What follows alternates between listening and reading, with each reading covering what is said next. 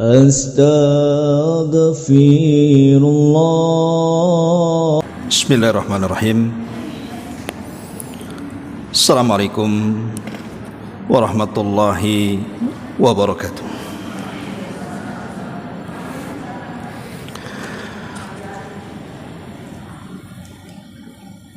Alhamdulillah, wassalatu wassalamu ala rasulillah wa ala alihi wa sahbihi wa mawalah, wa la hawla wa la quwata illa billahi wa ba'd.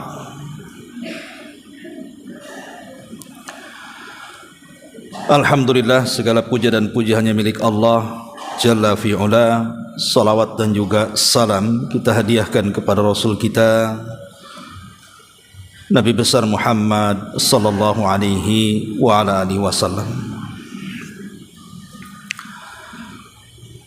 Ma'asyiral muslimat yang dimuliakan Allah subhanahu wa ta'ala, alhamdulillah di pagi menjelang siang di waktu duha ini kembali kita bisa berkumpul di Masjid Sukajadi. Salawat dan juga salam tetap kita hadiahkan kepada Rasul kita Nabi besar Muhammad sallallahu alaihi wasallam, karena satu pekan kurang lebih kita akan menghadapi Ramadan. Maka kajian di pagi ini mungkin masih tetap membahas jalan-jalan sorga, tapi kita fokuskan jalan sorga di bulan Ramadan. Karena seorang muslim itu harus punya persiapan. Kita akan kedatangan tamu yang sangat mulia yang setiap muslim merindukannya, bulan Ramadan. Ma'asyiral muslimat yang dimuliakan Allah subhanahu wa ta'ala, apa yang harus kita siapkan dan ibadah apa saja yang harus diprioritaskan di bulan Ramadan? Kita tahu bahwa hanya ada dua perkara dari seluruh ibadah kita itu yang akan dilihat Allah subhanahu wa ta'ala. Pertama, ibadah hati, dan yang kedua amalan badan. Inilah yang akan dilihat oleh Allah.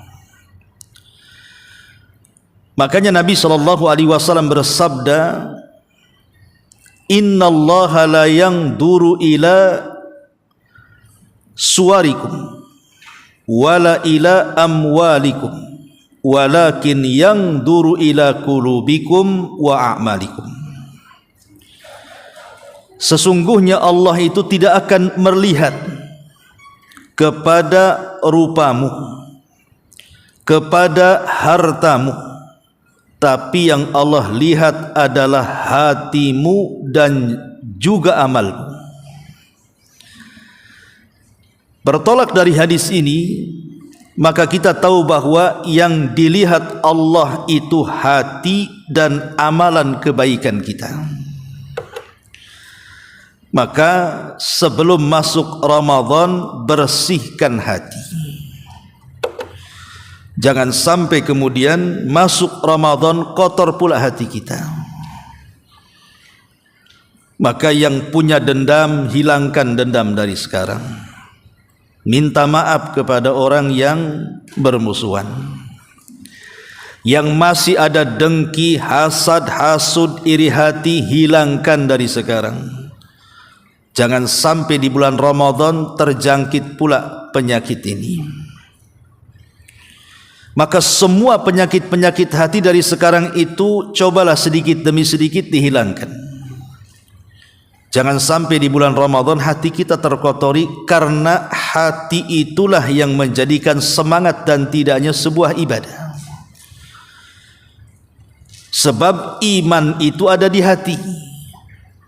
Dan panggilan ibadah puasa di dalam Al-Quran itu dimulai dari kata iman. Ya ayyuhalladzina amanu, wahai orang-orang yang beriman. Jadi yang menggerakkan badan kita untuk beramal saleh di bulan Ramadan itu adalah iman kita. Dan iman itu letaknya di hati. Bersihkan hati dari kotoran, masukkan iman di dalamnya. Baru kemudian setelah bersih hatinya, baru bicara tentang amal badan. Ya mungkin puasanya, tarawihnya, baca Qur'annya, i'tikafnya, doanya, dan begitu seterusnya. Lah yang menjadikan semangat ibadah-ibadah itu karena hati kita bersih. Terkadang di antara kita ini lebih mementingkan menjaga anak kita dibandingkan hati kita. Kan aneh gitu ya. Anak dijaga baik-baik, hati pula tak dijaga. Harta dijaga baik-baik, hati pula ditinggalkan dia. Padahal hati itu menjadi prioritas utama untuk dijaga. Jangan sampai kemudian penyakit-penyakit badan lebih diutamakan untuk disembuhkan, sementara penyakit hati dibiarkan. Karena kan umumnya di masyarakat ini, kalau badan kita terkena penyakit, buru-buru kita ke dokter. Sakit kepala sedikit saja, cepat ke warung beli bodrek. Pegel-pegel sedikit saja, telepon tukang urut. Itu kita tuh, kalau penyakit badan itu subhanallah kan. Kalau bisa hari ini sakit, hari ini juga sembuh tuh. Bahkan kalau seandainya ada orang yang sakit badannya, tidur kemudian bangun sehat, senangnya luar biasa. Itu kalau penyakit badan. Tapi kalau hatinya sakit, kok tidak cepat-cepat ke dokter ya? Ustadz, karena di rumah sakit tak ada spesialis hati, makanya saya enggak ke rumah sakit. Memang di rumah sakit tidak ada spesialis hati. Ya hati itu mungkin penyakit badan yang dimaksud kalaupun ada. Penyakit hati ini tidak ada yang bisa menyembuhkan kecuali kita sendiri. Kita yang menyembuhkannya, bukan orang lain. Karena bahayanya penyakit hati dengan badan ini, penyakit hati jauh lebih bahaya dibandingkan penyakit badan. Taruhlah penyakit badan itu paling tinggi dia mati kan Bu. Kalau dia mati berarti yang dirusak hanya dunianya saja. Orang kanker paling tinggi mati, orang kena kanker itu. Orang kena tumor paling tinggi mati. Darah tinggi akhirnya stroke paling tinggi mati. Rusak dunianya saja. Tapi kalau penyakit hati ini bukan hanya merusak dunia, Bu, tapi merusak sampai ke akhirat. Rusak dunia, rusak akhirat, kan rugi itu. Dari mana kita tahu bahwa penyakit badan itu hanya merusak dunia saja dan tidak akhiratnya, sementara penyakit hati itu bisa merusak dunia dan akhiratnya? Sebab kalau orang masuk neraka tidak pernah ditanya kenapa masuk neraka, gara-gara penyakit badan. Kenapa kau masuk neraka? Kanker? Enggak kan itu. Kok bisa masuk neraka kamu? Tumor? Enggak juga. Kamu kenapa masuk neraka? Darah tinggi, stroke. Penyakit badan lo enggak pengaruh dengan akhirat. Tapi kebanyakan yang masuk neraka itu karena penyakit hati, sombong. Makanya Nabi mengatakan la yadkhulul jannah man kana fi qalbihi mithqala dzarratin min kibrin. Tidak akan masuk surga alias masuk neraka orang yang dalam hatinya terdapat kesombongan, hasad. Itulah yang menghilangkan semua pahala. Innal hasada ya'kulul hasanat kama ta'kulun narul hatab. Hasad itu bisa menghapuskan banyak pahala seperti api mudah melahap kayu bakar. Kalau sudah tidak punya pahala, tidak mungkin dia masuk surga, pasti masuk neraka. Itulah kenapa penyakit hati ini sebahaya itu. Makanya kenapa kemudian penyakit hati ini harusnya lebih cepat disembuhkan, jangan dibiarkan. Cuman anehnya, kalau orang punya penyakit badan, Bu, biasanya orang tidak tahu kecuali pelakunya saja. Contoh mamanya ibu nampak sehat. Sehat kali, Bu. Ya. Oh iya, sehat. Tapi sebenarnya kau tahu saya ini terkena kanker. Kan gak ada yang tahu penyakit badan kecuali orang yang merasakannya. Orang tahu kadang-kadang sehat-sehat saja tuh. Tapi penyakit hati, Bu, itu bisa dinilai orang. Pamannya ada orang mengatakan si ibu itu sombong kali. Kau tahu? Tahu, memang dia sombong. Tahu dia sombong. Ya. Si anu itu pedit, koret, kikir gitu kan. Kau tahu? Tahu, memang terkenal tuh. Si ibu itu kikir. Tahu orang itu. Ya. Jadi penyakit hati itu bisa dinilai orang tuh. Tapi penyakit badan tidak bisa dinilai orang. Kecuali pelakunya saja yang tahu. Kecuali kalau dia ngomong, saya punya penyakit ini, penyakit itu, baru orang tahu. Maka yang pertama kali benahi hati. Kemudian yang kedua baru cerita amalan badan, amalan lisan, amalan harta, dan begitu seterusnya. Yang ingin saya jelaskan di waktu duha ini, jangan tinggalkan 7 amalan di bulan Ramadan. Selain daripada amalan yang 7 ini, sebaiknya bukan diabaikan, jangan diprioritaskan. Cukup 7 ini saja. Kalau ibu bisa melaksanakan di bulan Ramadan 7 perkara ini, Bu, maka ibu telah membuat mesin pahala sebanyak-banyaknya itu. Dalam waktu singkat, ibu bisa memproduksi pahala sebanyak-banyaknya dengan 7 perkara ini. Karena begini, Bu, ya, Al-Hafidh Ibnu Rajab Al-Hambali, beliau mengatakan bahwa dalam satu tahun itu ada waktu-waktu, jikalau kita memanfaatkan waktu-waktu itu dengan baik, maka kita bisa memproduksi pahala dengan cepat di waktu yang singkat. Kan ada tempat-tempat mulia, ada waktu-waktu mulia, dan itu karunia Allah Subhanahu wa ta'ala dan nikmat serta rahmatnya supaya jangan sampai kita umat Islam itu masuk neraka. Kalau bisa masuk surga semuanya. Seperti umpamanya Mekah, itu kan tempat mulia tuh. Orang yang sholat di Mekah sama dengan 100.000 kali sholat di masjid sini, maksudnya di Masjidil Haram. Maka ibadah yang paling afdol kalau ibu takdirkan berkunjung ke Mekah, jangan sibukkan dengan yang lain, sholat saja. Perbanyak sholat, duha, witir, tahajud, sholat sunnah wudu, tahiyatul masjid, perbanyak itu saja.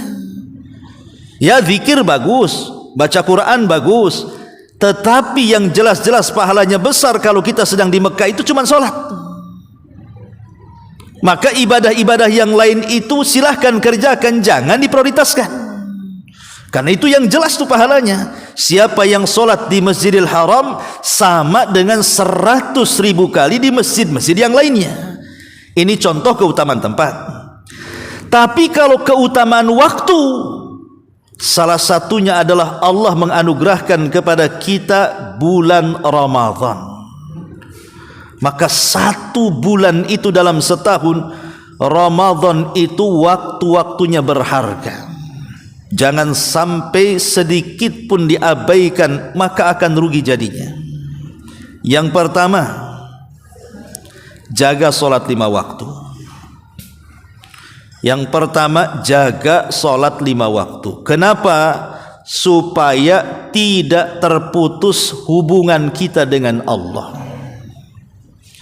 Orang yang meninggalkan sholat 5 waktu, hakikatnya dia memutus hubungan dia dengan Allah Subhanahu wa ta'ala. Kalau sudah putus, maka akan pengaruh ke ibadah-ibadah yang lainnya.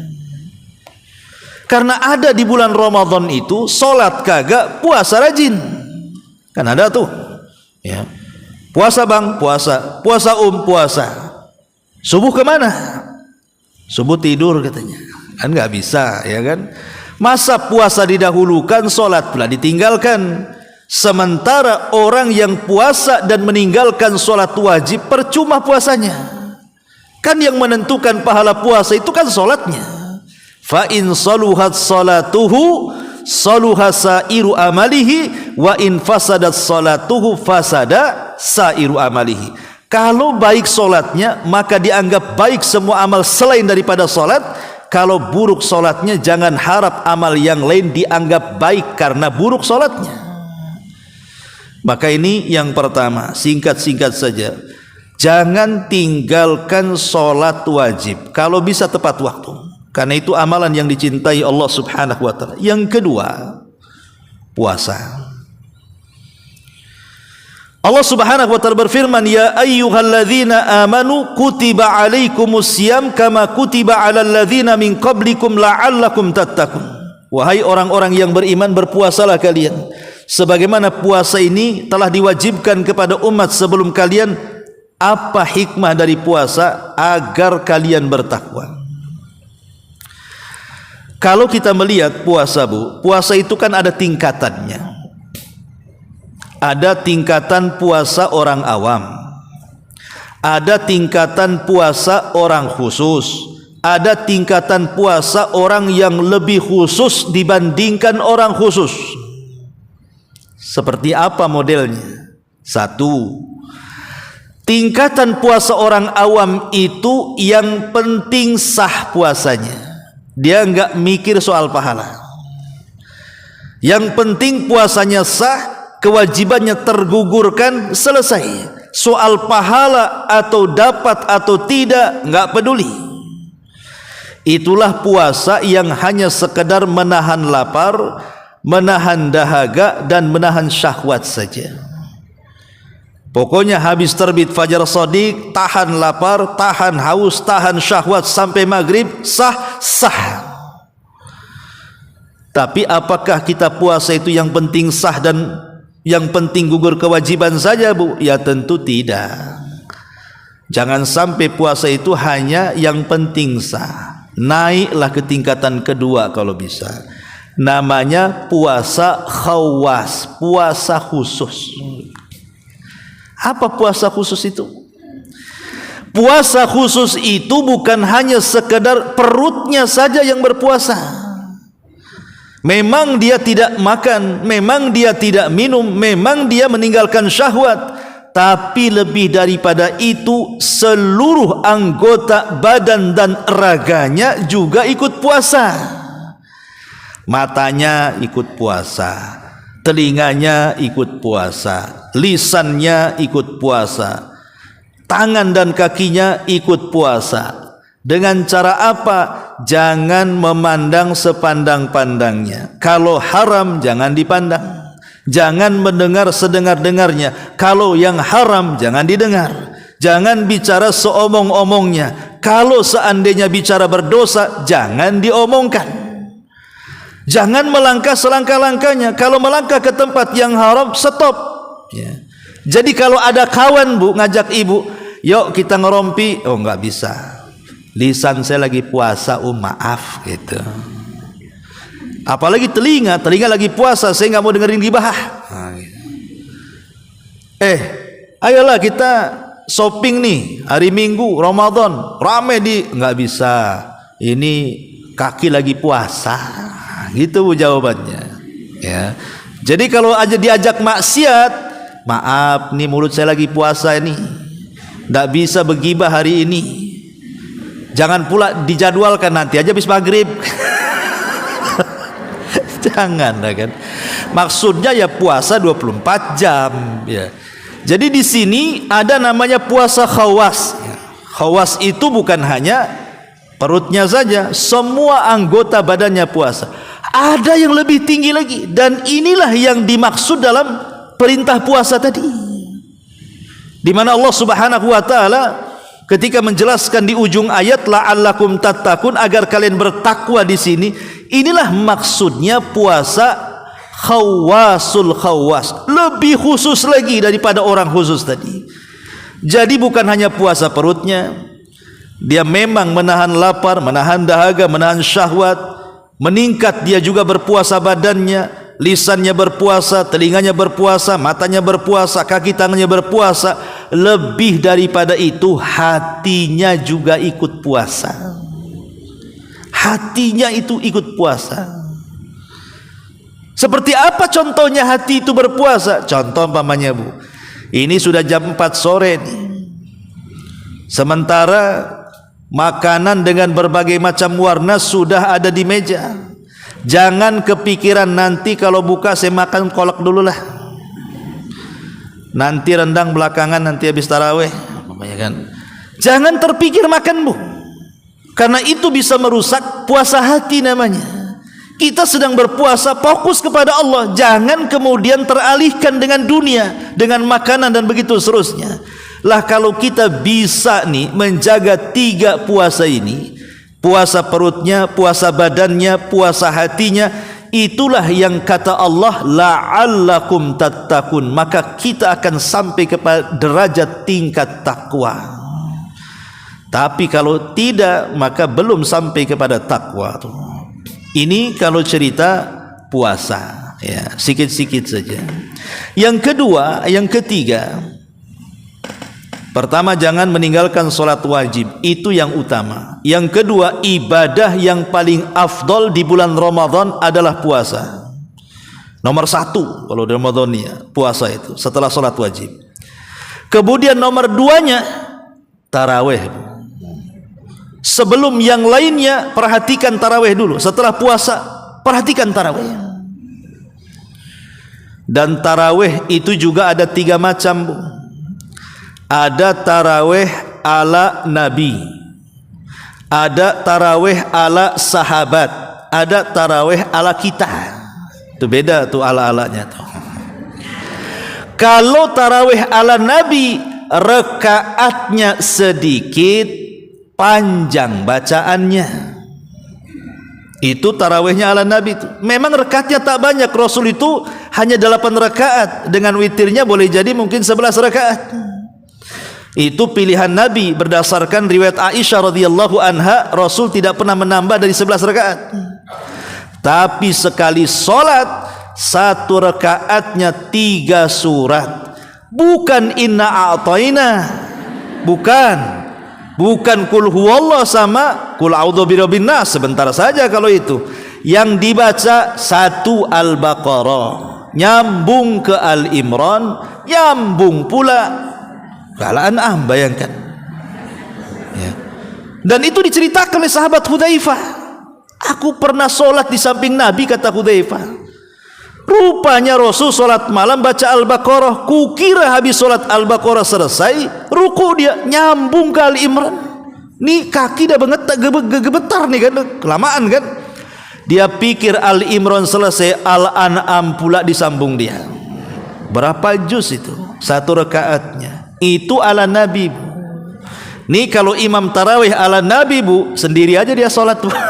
Buyar tuh makmum tuh ya. Yang kedua, solat ala sahabat. Kalau solat ala sahabat diperbanyak rakaatnya, tapi sedang bacaannya. Contoh, di zaman Umar itu memerintahkan Ubay ibn Ka'ab untuk solat tarawih berjamaah di masjid 1 bulan lamanya. Dan Ubay solat dengan 23 rakaat dengan surat yang sedang. Tapi sedangnya panjang bagi kita, karena dimulai dari Isya hampir menjelang fajar selesai.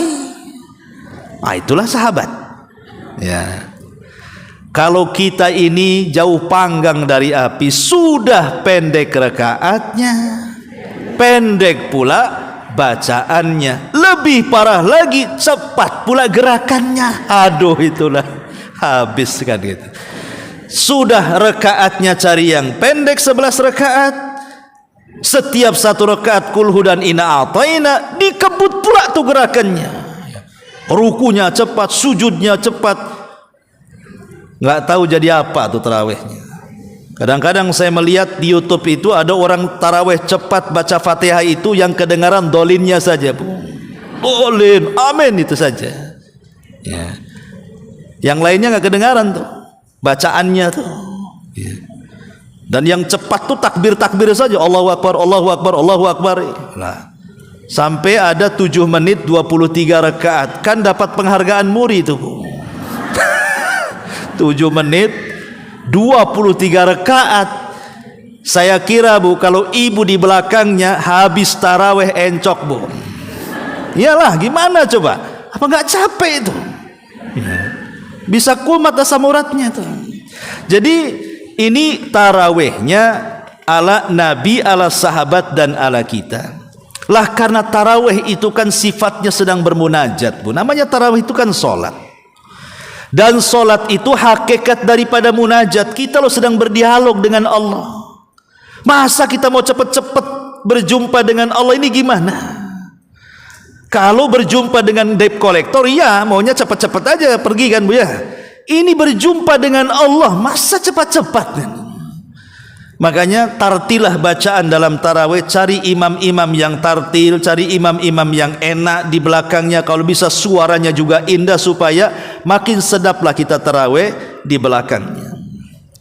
Maka ini amalan kedua, Bu. Setelah puasa, tarawih pentingkan dulu, jangan yang lainnya, ya.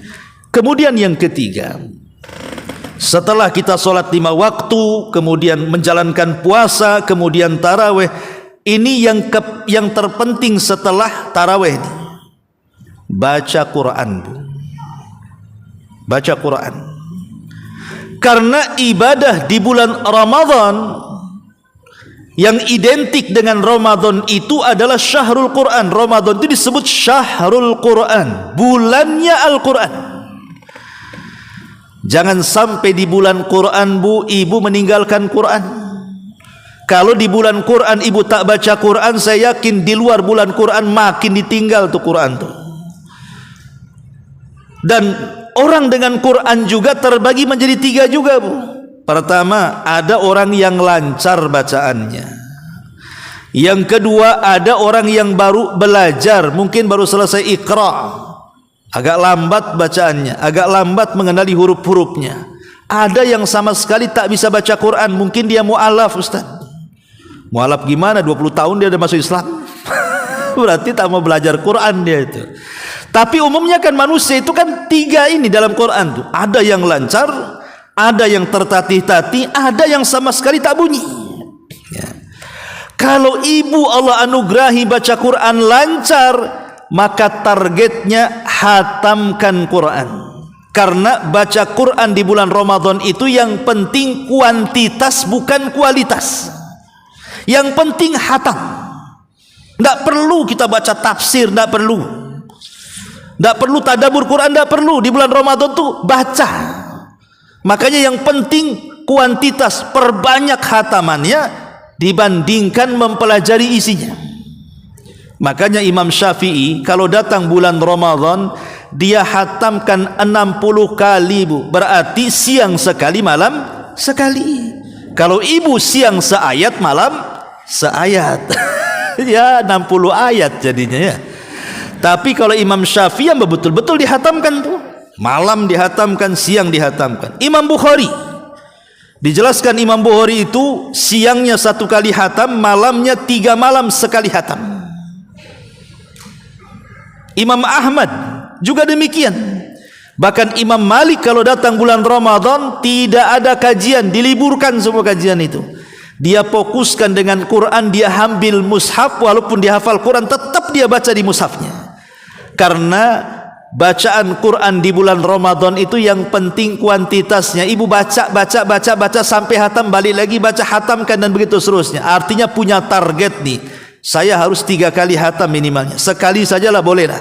Tapi yang jelas bahwa bulan Ramadan bagi yang dianugerahkan lancar baca Quran, targetnya hatamkan Quran. 1. Yang kedua, kalau masih tertatih-tatih, mungkin baru selesai Iqra dia kan, masih susah lah kan nyambung-nyambungkan ayat itu. Yang penting baca.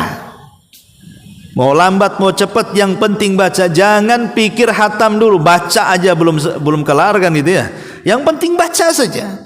Karena orang yang tertatih-tatih tetap dapat 2 pahala tuh. Ya. Adapun yang sama sekali tak bunyi karena tidak bisa baca Quran, Bu, dengarkan orang yang baca Quran. Namanya mau baca tak bisa, gimana caranya? Dengarkanlah. Beli umpamanya, atau sekarang kan sudah punya handphone, ada bacaan yang 30 juz fulan gitu. Dengarkan saja dari Fatihah sampai qul a'udzu birabbin nas. Jadi ikut hatam dengan orang yang menghatamkan Quran.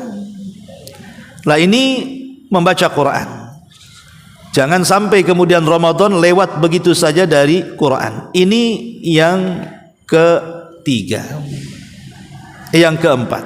Yang kelima, di bulan Ramadan yang harus diprioritaskan nih, setelah sholat wajib, puasanya, kemudian tarawehnya, kemudian Qurannya, baru yang keempat, sedekah.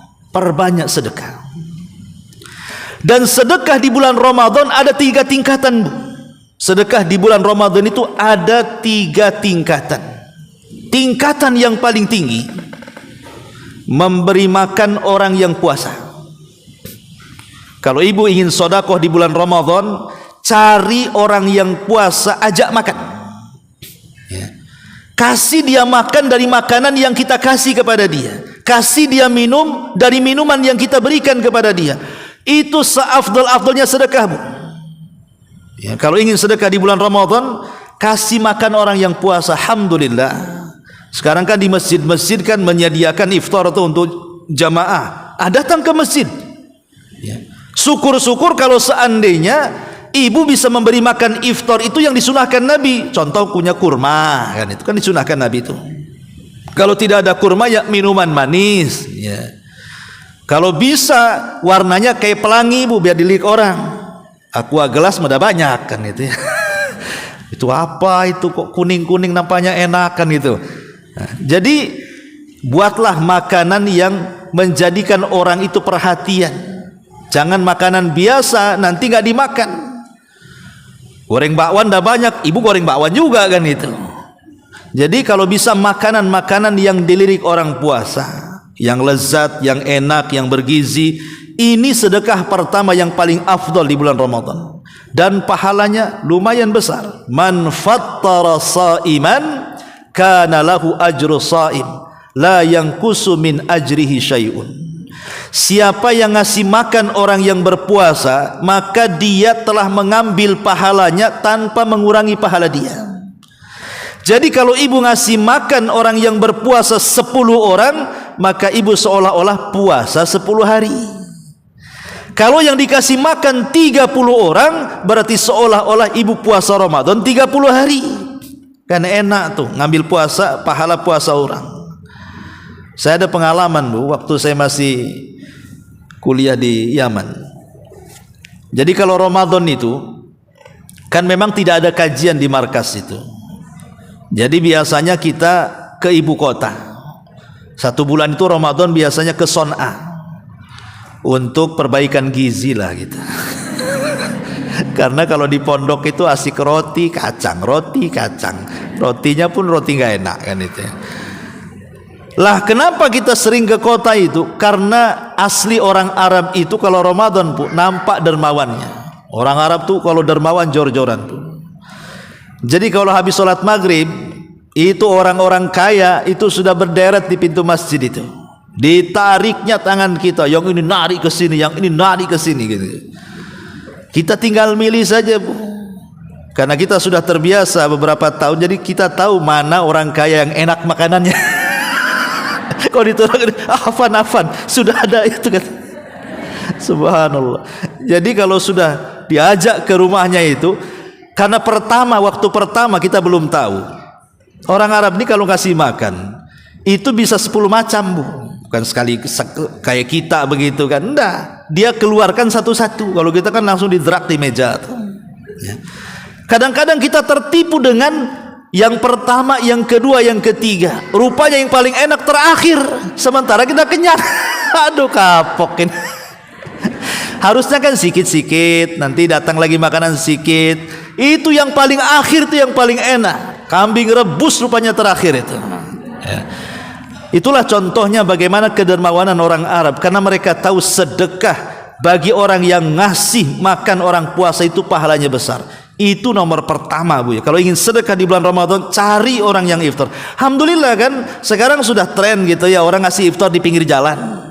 Bukan di masjid saja, di pinggir jalan alhamdulillah di stop. Coba kalau di Ramadan ada nyetop begitu, disangka promo kan begitu. Ini mau jualan ke mau ngasih kan itu ya. Lah ini yang pertama. Yang kedua, tingkatan sedekah yang kedua, kasih makan orang sahur. Ini tingkatan sedekah kedua yang paling baik di bulan Ramadan, kasih makan orang sahur. Biasanya mungkin kalau 10 akhir Ramadan mudahlah kita kasih makan orang sahur, karena banyak orang itikaf kan ya. Bisalah kita ini datang ke masjid-masjid yang ada orang iktikafnya ya. Kan bisa umpamanya, oh ini nanti sahur saya tanggung. Jadi ibu sudah catering duluan tuh, tolong antar ke masjid ini ya. Nah, ini tingkatan yang kedua ya, memberi makan orang sahur. Lah tingkatan yang ketiga baru sedekah-sedekah yang lainnya, entah kepada fakir miskin, entah untuk pembangunan pesantren, pembangunan masjid, entah kepada orang-orang yang membutuhkan. Itu nomor 3 tuh. Tapi prioritas utamanya 1 ngasih makan orang puasa, 2 ngasih makan orang sahur. Lebihnya terserah ibu mau sedekah kemana. Dan ingat bahwa sedekah di bulan Ramadan adalah sedekah yang paling dicintai Allah, karena Rasul dikisahkan oleh Aisyah Ummul Mukminin radhiyallahu an, kana Nabi sallallahu alaihi wasallam ajwadun nas wa ajwadu ma yakunu fi Ramadan hina yalqahu Jibril. Jadi Rasul itu, kata Aisyah, manusia yang paling dermawan, terutama di bulan Ramadan, lebih-lebih kalau berjumpa dengan Jibril. Maka sedekah di bulan Ramadan ini peringkat keempat, setelah peringkat kelima, setelah sholat wajib, puasa Ramadan, i'tikaf, taraweh, kemudian baca Quran, kemudian sedekah, kemudian yang selanjutnya adalah i'tikaf. I'tikaf ini juga sunnah muakkadah, Bu. Makanya bukan khusus kepada laki-laki saja, ibu pun boleh i'tikaf kalau masjidnya pemain Sukajadi ini, Masjid Sukajadi menyediakan i'tikaf untuk wanita, disediakan ruangan khusus yang tidak bercampur laki-laki dan perempuan. Ini kesempatan, terutama mungkin ibu-ibu yang suaminya sama-sama i'tikaf satu masjid. Ikut bareng ya, suami di depan, kemudian ibu di belakang kan begitu. Tapi jangan sering komunikasi, itu pindah rumah namanya. Kan namanya mau ibadah, ya biarlah ibu sibuk dengan ibadahnya, si bapak juga jangan ibu ganggu, biar dia sibuk dengan ibadahnya. Ini penting ya kan, karena i'tikaf juga ketika Rasul meninggal, istri-istri Nabi itu meneruskan sampai meninggal. Rasul meninggal, semua istrinya i'tikaf sampai mereka meninggal dunia. Karena i'tikaf ini bukan hanya ibadah untuk laki-laki, untuk perempuan pun i'tikaf. Dan i'tikaf ini besar pahalanya. Kata Nabi SAW, sab'atun yudhilluhumullahu fi dhillihi yawma la dhilla illa dhilluh. Ada 7 kelompok yang akan mendapatkan naungan di hari yang tidak ada naungan kecuali naungan Allah. Salah satunya kata Rasul, warrajulu mu'allakun qalbuhu fil masajid. Seseorang yang hatinya terkait dengan masjid. Dan i'tikaf itu mengaitkan hati dengan masjid. Tidak bisa 10 hari, ya mungkin 5 hari. Tidak bisa 5 hari, ya 1 hari. Tidak bisa 1 hari, ya sejam 2 jam jadilah kan itu. Maksudnya kita ada niat betul-betul ingin datang ke masjid dalam rangka mendekatkan diri kepada Allah. Walaupun 1 jam dikatakan i'tikaf ya, tapi tentu lebih baik 10 hari karena itu sunnah Nabi ya. Tapi kalau tidak bisa, ya ambil malamnya saja ya. Kalau tidak bisa, ambil siangnya saja kan begitu ya. Syukur-syukur bisa diambil malamnya, karena kalau diambil malam 10 terakhir Ramadan kan ada Lailatul Qadar tuh, sehingga kita bisa berjaga-jaga. Dan orang i'tikaf itu biasanya dapat Lailatul Qadar tuh. Kenapa? Karena gangguan hatinya sedikit. Makanya Abu Hurairah mengatakan, kami kalau bulan Ramadan lebih banyak tinggal di masjid. Kenapa? Nutahhiru qulubana, untuk membersihkan hati kami.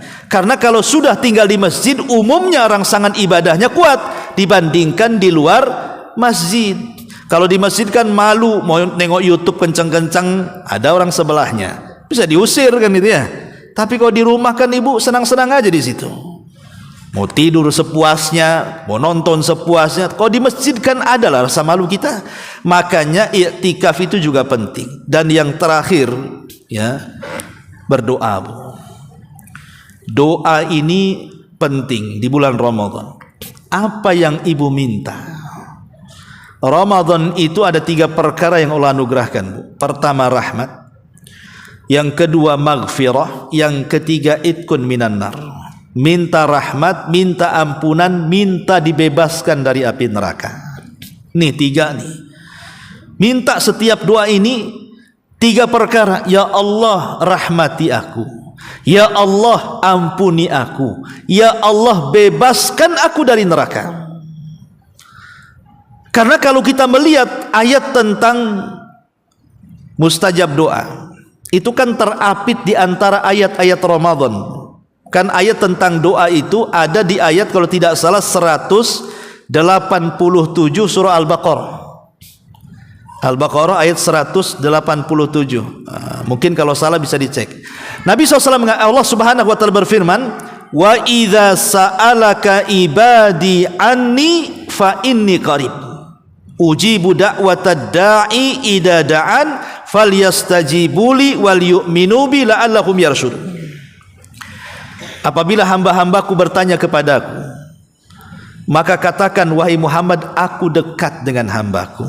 Akulah yang mengabulkan setiap permintaan hambaku. Ayat ini ada asbab nuzulnya, Bu. Jadi ada sahabat datang kepada Rasul, bertanya soal apakah Allah itu dekat, apakah Allah itu jauh. Sehingga sahabat ini mengatakan, idza kana qariban fanunaji, wa idza kana ba'idan fanunadi. Rasul, kalau memang Tuhan itu dekat, kami bisa bisik-bisik dengan dia. Tapi kalau Tuhan kami jauh, kita teriak-teriak untuk meminta. Maka Rasul tidak bisa jawab. Turun ayat ini. Katakan, ya Muhammad, kalau hambaku bertanya soal aku dekat. Maknanya kalau Allah dekat tak perlu teriak-teriak. Ibu beli speaker portable, berdoa kan gitu ya, keras-keras, enggak perlu. Allah dekat, enggak perlu pakai mic portable, enggak perlu ya. Lah ayat 187 Al-Baqarah ini, kalau kita perhatikan, Bu, ini terapit dengan ayat-ayat Ramadan. Dari mulai 185, 186, 187 yang menceritakan tentang doa. Kemudian 188 dan seterusnya, itu semua cerita Ramadan tuh. Coba saja lihat Quran itu. Dari mulai syahrul Ramadan alladzi unzila fihi al-Quran 185 kan begitu dan seterusnya. Nanti setelah ayat doa, ayat Ramadan lagi, uhillat lakum lailatas siyam, dihalalkan bagi kalian yang berpuasa di malam hari menggauli istri. Kenapa ayat pengabulan doa dihimpit dengan ayat-ayat yang bercerita Ramadan? Apa faedahnya gitu maksudnya? Faedahnya kata para ulama tafsir, bahwa Allah di bulan Ramadan itu jauh lebih dekat kepada kita dibandingkan di luar Ramadan. Dan orang yang berdoa di bulan Ramadan lebih dikabulkan dibandingkan berdoa di luar Ramadan. Karena Ramadan itu 24 jam baik siang atau malamnya disyariatkan ibadah, siangnya dengan puasa, malamnya dengan qiyamul lail. Karena 24 jam ini kita ini mendekatkan diri kepada Allah, dari situlah Allah makin dekat dengan kita dan pengabulan doa kita makin mudah lagi dikabulkan. Dan yang terpenting dari 24 jam setiap hari Ramadan adalah di 3 waktu. Pertama, saat berbuka. Ini harus diprioritaskan, Bu. Ya, doa saat berbuka prioritaskan. Ini yang pertama. Kenapa? Karena Rasul mengatakan salasu da'awatin mustajabah.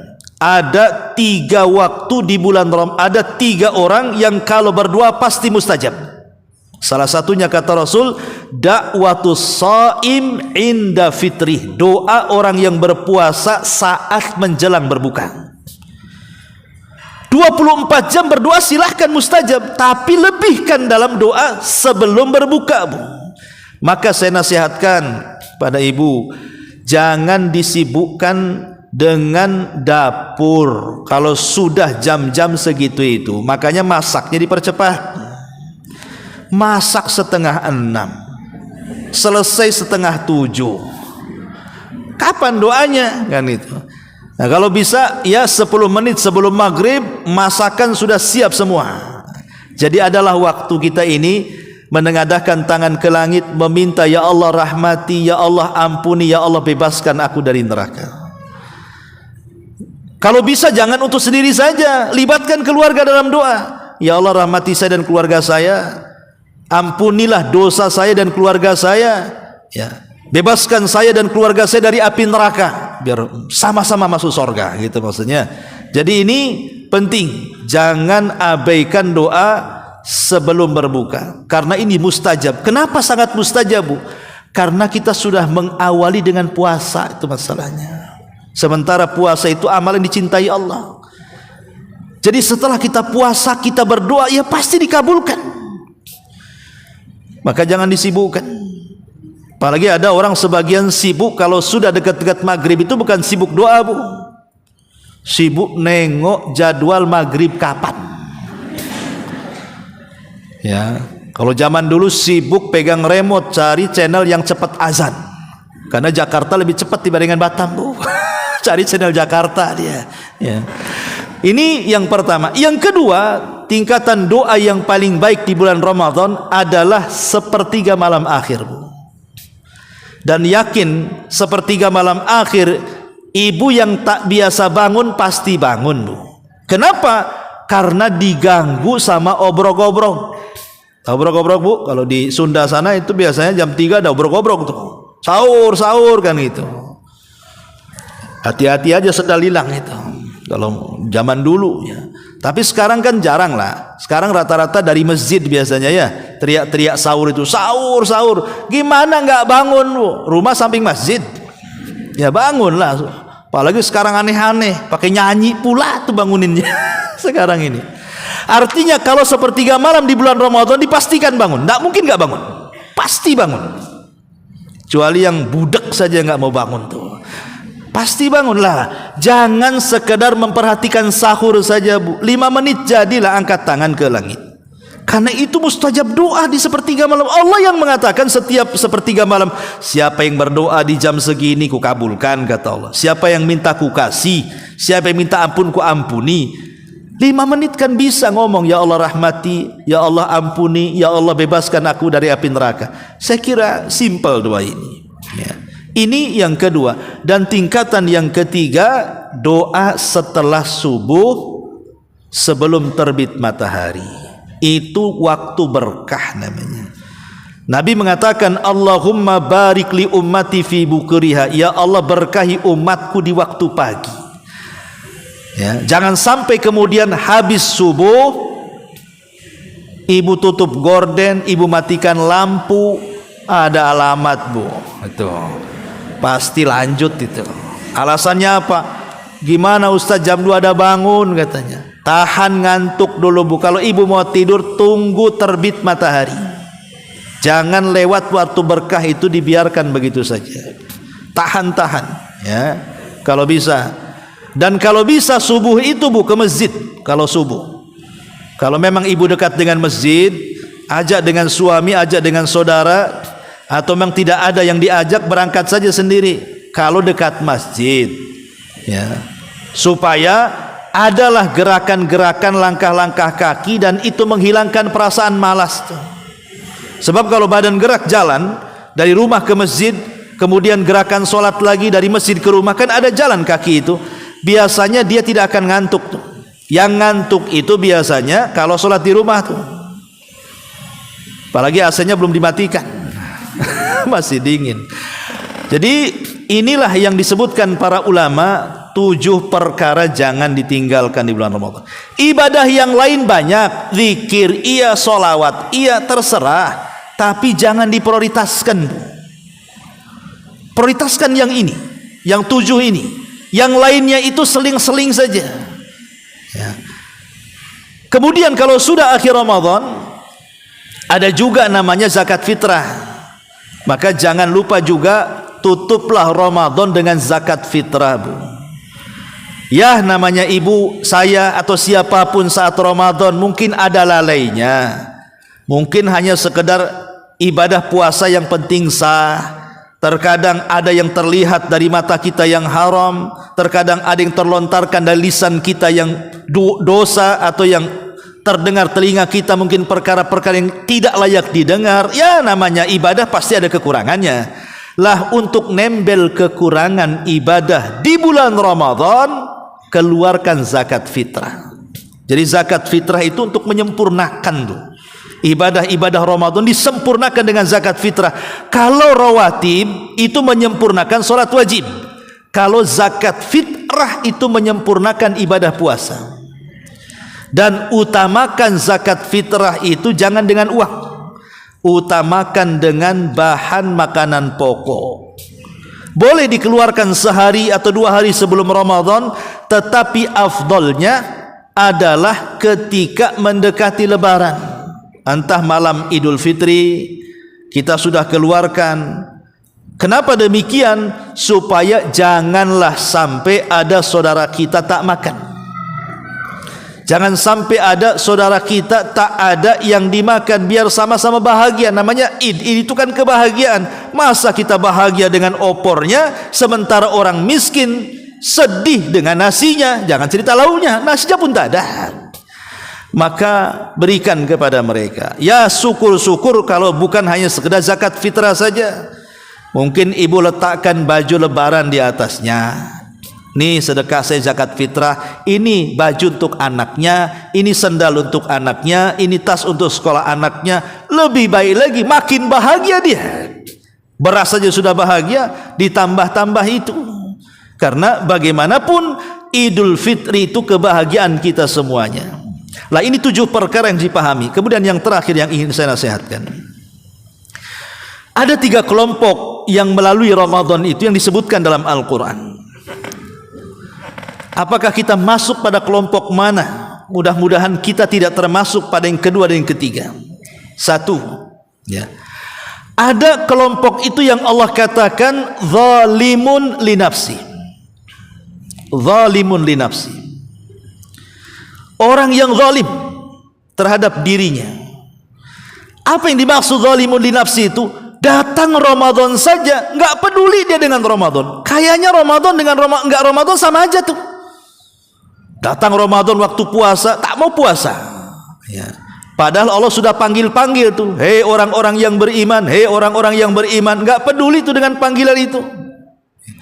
Lah, ini kan celaka orang kayak gini nih. Kan ibu pernah lihat ada orang nggak puasa? Pernah ya kan? Banyak. Saya lihat orang-orang nggak puasa banyak. Terutama mungkin orang yang kerja-kerja keras, kerja bangunan atau apa, kadang-kadang kan cuek saja dia. Muslim bang, muslim, kok tak puasa? Ah, itu dia katanya. Ya. Aneh dia. Nanti datang malam, tidak ada orang yang sholat tarawih. Cuek aja, malah sibuk dia jualan. Ya. Lah, ini kan bahaya. Nggak bunyi pun mulutnya dari Quran. Lah, ini orang yang zalim namanya. Datang Ramadan nih, waktu-waktunya kita puasa, waktu-waktunya kita sholat malam, baca Quran, sedekah, dia pula maksiat di bulan Ramadan. Zalim orang seperti ini. Inilah yang didoakan malaikat orang kayak gini nih. Apa doanya malaikat? Kata Jibril, ya Muhammad, tolong ya aminkan doaku. Ya, kata Rasul. Apa doanya wahai Jibril? Ragima anfu rajulin adraka Ramadan thumman salakha falam yughfar min dunubi. Celaka dan binasa orang masuk Ramadan, kemudian keluar Ramadan, 1 dosa pun tidak diampuni. Celaka dan binasa. Kata Jibril, amin. kata Rasul amin, sahabat ikut mengaminkan. Kalau yang mengaminkan Rasul, yang berdoa Jibril, yang menyaksikan para sahabat, mustajab tidak? Pasti mustajab. Ini yang pertama. Jangan kita masuk pada kelompok yang pertama ini. Yang kedua, muqtasid, wa minhum muqtasid kata Allah. Tapi ada di antara manusia yang pertengahan. Puasa iya, tarawih pula kagak. Ya. Puasa gitu ya, gibah pula jalan. Puasa oke, maksiat kadang-kadang dilakukan. Lah itu pertengahan. Nah, ini pun masih bahaya yang pertengahan ini. Ya. Lah yang paling baik adalah sabiqum bil khairat. Yang berlomba-lomba, dia jadikan Ramadan itu ajang mesin untuk memproduksi pahala sebanyak-banyaknya dengan melakukan 7 amalan tadi. Syukur-syukur ibu bisa lebih, ya, dengan zikirnya, dengan baca, dengan sholawatnya, dengan yang lainnya, maka itu lebih baik lagi, walaupun yang paling penting ini yang 7. Itu namanya sabiqum bil khairat. Dan ingat Bu, tidak ada waktu yang orang itu dimudahkan untuk berubah, untuk bertobat, kecuali Ramadan. Kita bisa merubah diri di bulan Ramadan. Di luar Ramadan susah kita mau tobat. Tapi di bulan Ramadan itu mudah untuk bertobat, mudah untuk merubah diri. Kenapa demikian? Jangankan kita manusia, alam semesta lo bisa berubah. Karena datang Ramadan itu pintu langit dibuka, pintu sorga dibuka, pintu neraka ditutup, setan pula diikat. Kalau alam semesta berubah, alam sorga berubah, alam neraka berubah, alam setan pun berubah, masa kita alam manusia nggak berubah? Itu gimana ceritanya? Setan aja diikat. Ibu kalau punya musuh, nih suruh kelahi, musuhnya diikat Bu, kira-kira enak gak mentungnya tuh? Kan enak, musuhnya diikat, tinggal pentung aja kan, dia pun gak ngelawan.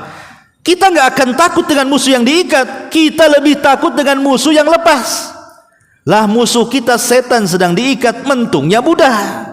Sehingga yang menjadikan sebab rusaknya kita kan dari setan. Lah setan terikat di bulan Ramadan, baik dengan bacaan Quran setan lari, baik dengan puasa setan lemah, baik dengan baca Quran tarawih setan makin tidak suka.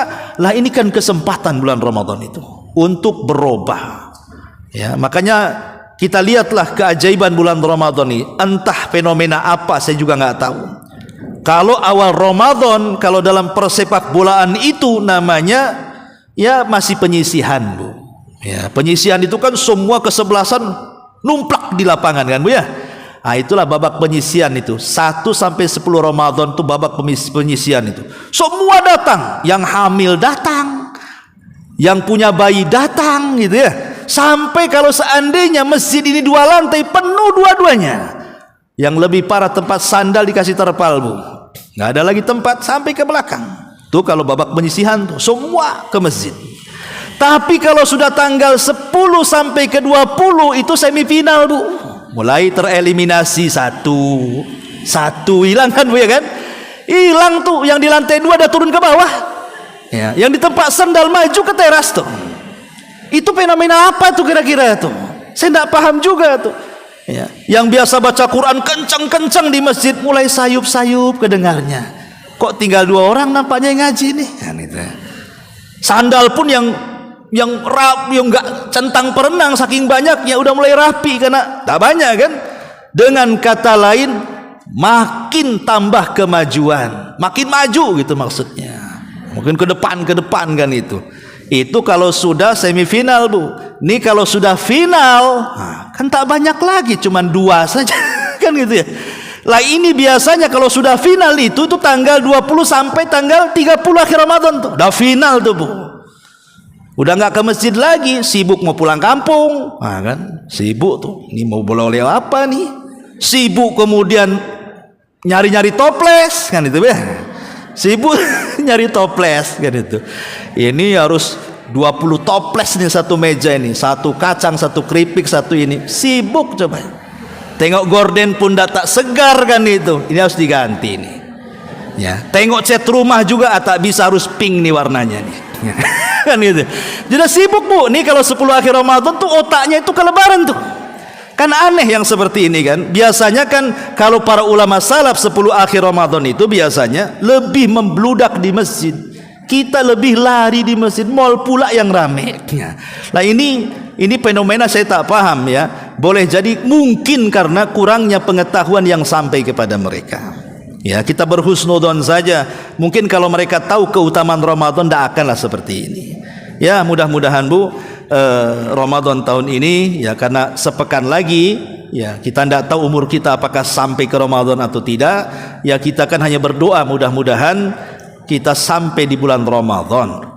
Makanya para ulama sering mengatakan Allahumma ballighna Ramadan. Ya Allah, sampaikan hidupku di bulan Ramadan.